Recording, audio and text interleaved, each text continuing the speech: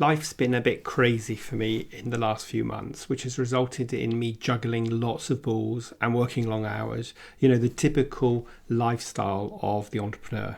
However, it got to the point where I was feeling a little bit burnt out, and so I realized I needed to be smarter and start doing less whilst remaining as effective as I was before. So I wanted to share this journey with you in the spirit of openness, never trying to look like I have it all sorted, and perhaps most importantly, in the spirit of sharing so that you might learn something that you can apply to your agency as well. So that's what we're going to talk about in today's episode of the Agency Accelerator Podcast. I hope this will be really useful for you. A bit of a different episode, but let's get on with today's episode of the show. Accelerate your agency's profitable growth with tools, tips, and value-added interviews with your host, agency owner and coach, Rob DaCosta.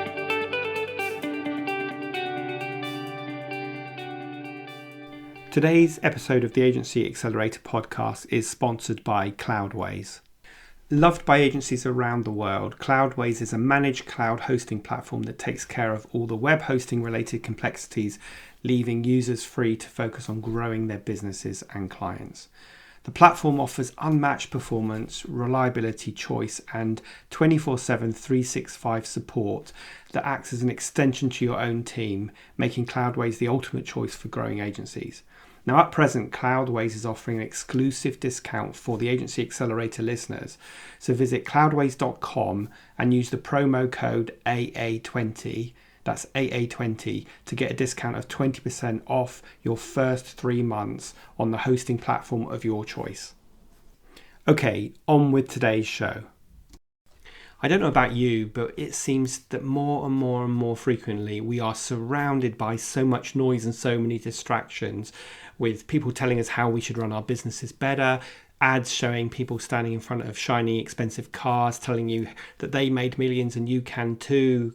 Every week there's a new book out by an entrepreneur, and of course there are loads of social media platforms and new things coming along like Clubhouse, and of course there are coaching programs just like mine that help you grow your business too. We are just surrounded by so much noise, and as I said in the introduction, life has been crazy for me, and I've been juggling lots of things and kind of putting pressure on myself to do more of these things. There's definitely a feeling of FOMO.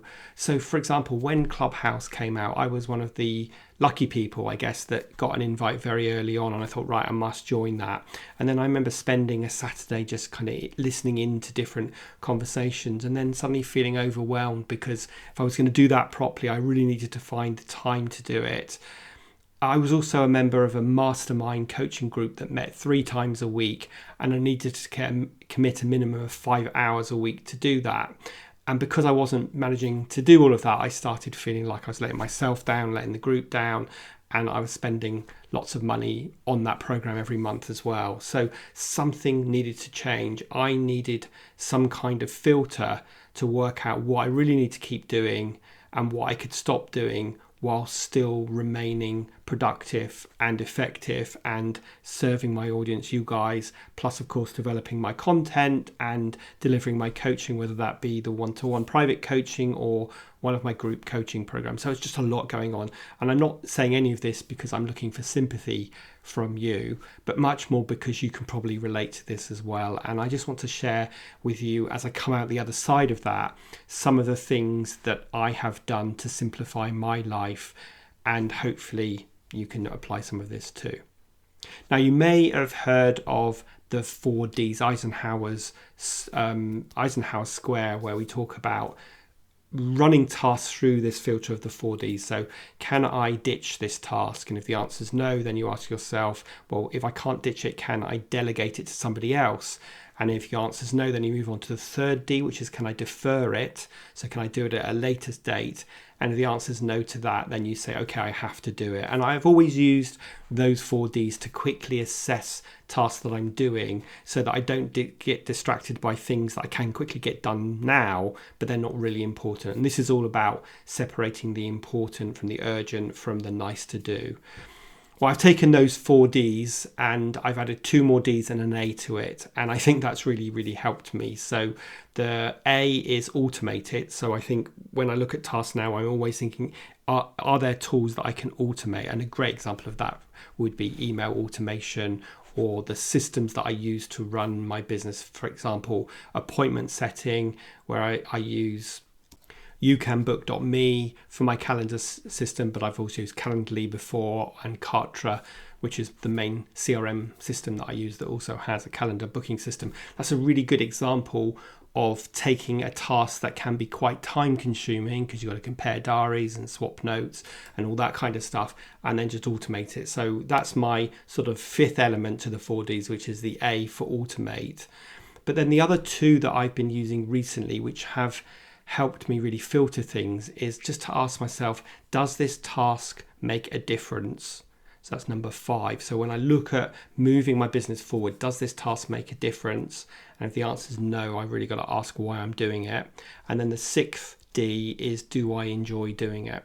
And if I don't enjoy doing it, but I've just been doing it because I've always done it, which is what so many of us do, then I'm using that as a filter to say, do I really need to do this?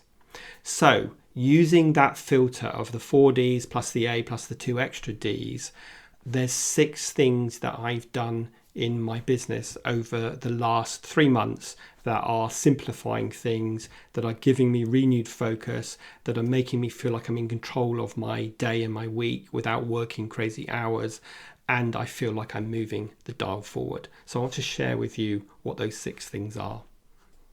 And number 1 is the big game changer for me. It's such an obvious thing. It's something I tell all my clients to do. It's something I work on with all my clients, but like many of us, I don't do it for myself enough. And that is reconnecting with your vision. So what that's enabled me to do is to figure out what I want to do over the next couple of years in terms of growth, in terms of focus, in terms of revenue, in terms of product development. And it's also enabled me to stop chasing things that others are telling me that I should do or I should have. There's a real danger that we look at, for example, our revenue figures every year and say, I must grow by 20%, 30% next year. And we set that as a target. And then we just do that year in and year out without ever stopping and saying, is that what I really want? So I think reconnecting with my vision has been so powerful, because it becomes a framework for making decisions about whether I do things or not. So I spent a day when we had some sun sitting in the garden with my Remarkable and just using the template I use with my private clients, using it on myself to capture my vision and say, okay, where do I want to be in the next year and the next year after that? And that has really helped me apply the next 5 things. So that's number 1 thing that I've done, which is reconnect with my vision and stop chasing things that others are telling me I should be doing, and actually start thinking, what do I really want to do that will make me happy, that I will enjoy and will give me the things that I need. So the second thing I did, which sounds really counterintuitive given that I sell a group coaching program, is that I put the pause on a time-intensive mastermind group that I was part of. Now, this group is great, and I'm still part of the group, but I was part of like a premium part of the group. But it was just taking a ton of time. As I said earlier, it was taking me about 6 hours a week. It was costing me about £1,000 a month, and I was missing half the sessions because I was busy with other stuff, and that was causing me stress, and I felt pressured. And there was a huge relief when I said, look, I need to put the pause button on this for the next few months to focus on a number of other things, i.e. simplifying my business. So that's the second thing I did, which was put pause on some of the external help that I was getting, and actually just give me some time to implement what I've learned and get my systems right and make sure that I'm doing the things that I'm learning in a sort of best practice way. So that was the second thing out of the 6 changes that I made to my business.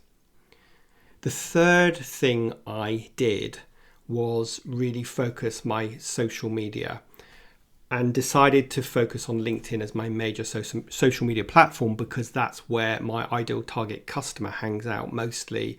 And I have spent lots of money, for example, on Facebook ads, and I have tried to build a Facebook group, and some of you might even be part of that group. And whilst I'm not closing any of that stuff down, I'm certainly not spending any money on Facebook ads at the moment, and it just isn't a major platform. And most of my clients tell me that they want to use Facebook for, staying in touch with their family and looking at fluffy animals rather than being interrupted with business things. So I've decided to focus on LinkedIn as my major platform and pause the effort I'm putting into Facebook, Twitter, and Instagram. Now, that doesn't mean I'm not going to keep posting on there. I'm just not really putting the major effort. And when I spend time on social media now, it's always in LinkedIn and it's not on those other platforms. So that's number 3, which is really focus down on LinkedIn and stop focusing on some of those other platforms. The 4th thing I decided to do, which will take more time actually, is to resurrect my YouTube channel. So I've had a YouTube channel for a while and I have probably about 70 videos on there of varying quality over the years, but I've never really promoted it. I've never really thought about the SEO aspect of it. And let's face it, remember that YouTube is the second biggest search engine after Google. So it's a great platform provided we think about SEO with the content that we're putting out there and tagging and all that stuff. So I'm putting a renewed effort into that. And why am I doing that? Well, because if I go back to those 6 Ds, one of them is, do I enjoy doing it? And actually the 2 kind of things I really enjoy doing most is recording podcasts and shooting videos. And I'm fortunate that in my home office, I've got a studio set up. So it's really easy now for me to record a video. And the more you practice getting in front of the camera, the more comfortable you get, just like anything. So I'm going to be putting some renewed effort into that. And that's going to look like taking some of the guest podcasts that I shoot because we record a video for them and putting them onto YouTube, creating smaller videos from them, plus creating some more YouTube content. So a little plug here, if you're not part of my YouTube channel, then please head over to youtube.com/Robert Da Costa, all one word, Robert, DACOSTA. So very simple. And you can hit subscribe. You can look at some of the YouTube videos on there before. And obviously I'm now going to try and grow that channel and we'll be putting more focus on it. So those are the 2 kind of social media things that I will really be focusing in on, which is LinkedIn and YouTube.